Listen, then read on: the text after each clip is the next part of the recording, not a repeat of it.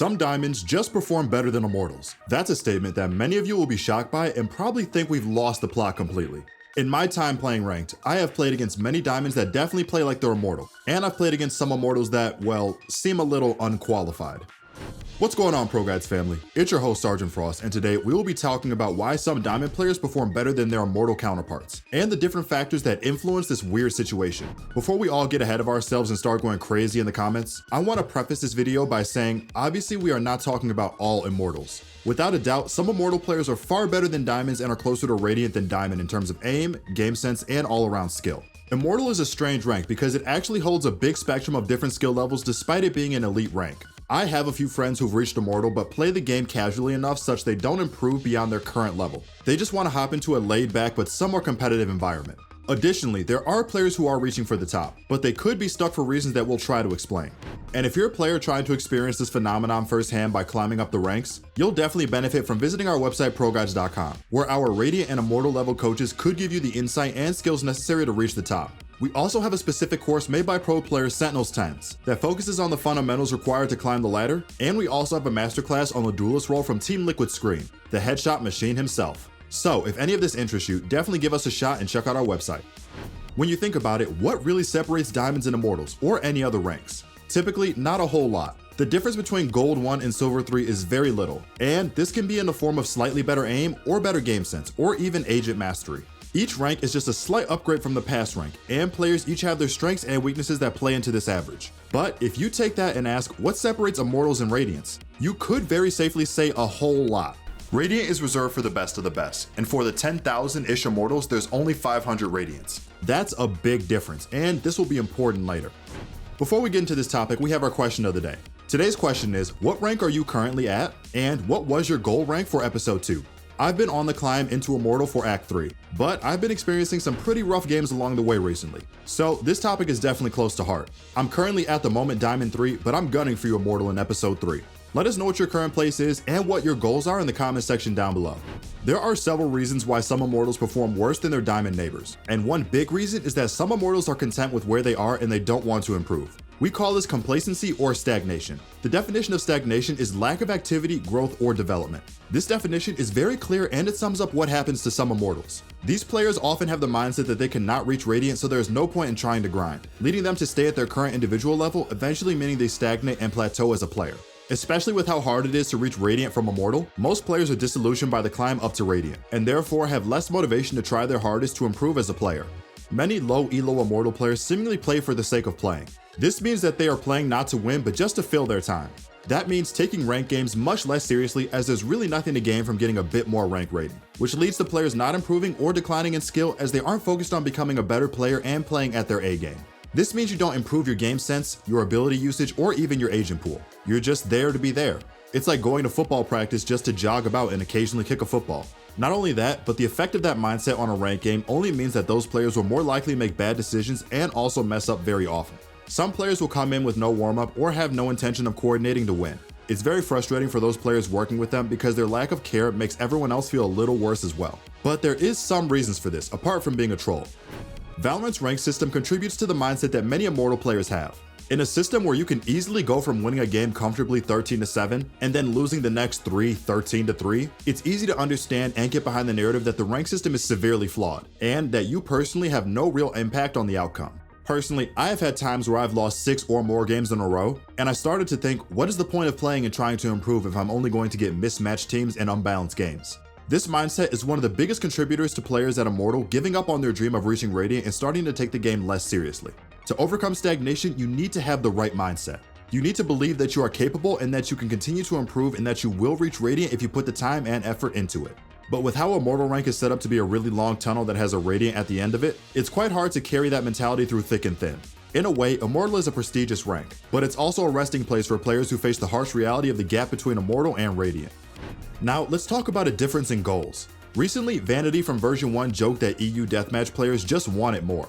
This was funny in context because he was talking about people sitting in corners and playing with their audio on 100% listening for footsteps. While this was obviously a joke, the statement can be used in this scenario. Whether it's in deathmatch or in ranked, some people just simply want it more. They want to achieve their goals and will do everything that they can to reach the top ranks. Whether that's through playing hours of deathmatch to refine and improve their aim, watching back their own games to see mistakes, or grinding rank for hours on end testing their limits. For some, the motivation and dedication in trying to achieve something is almost as rewarding as achieving the goal itself. These players live and breathe to enjoy the process of improving and will often give their all even when the odds are stacked against them. For others, their goal might be an actual rank that once reached means they no longer care as much. As we talked about before, some people just want Immortal to be immortal.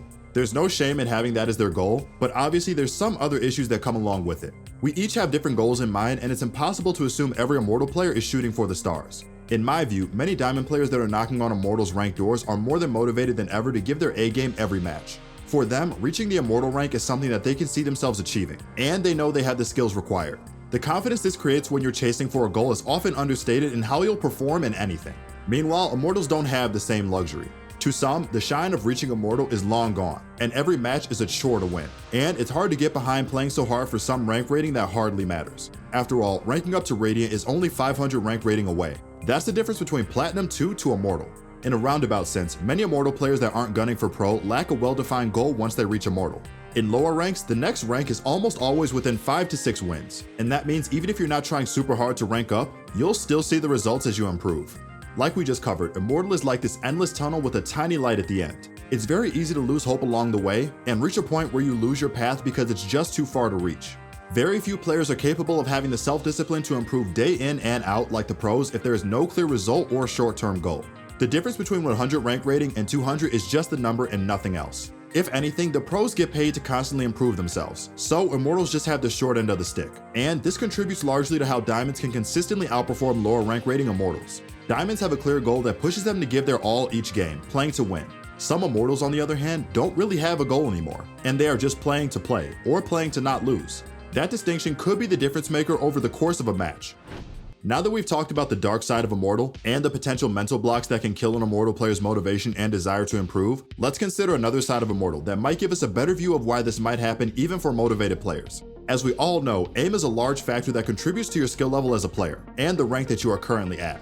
It's also the easiest skill to train that has the most resources available to help you improve. Because of that, many players who enter the upper end of the ranks are often exceptional with their aim, but they are only decent at other things like coordination and game sense and communication. But since Immortal is such a big rank that encompasses players who are simply unmotivated, all the way to players knocking on Radiant's doors, the skill level that Immortal encompasses is huge.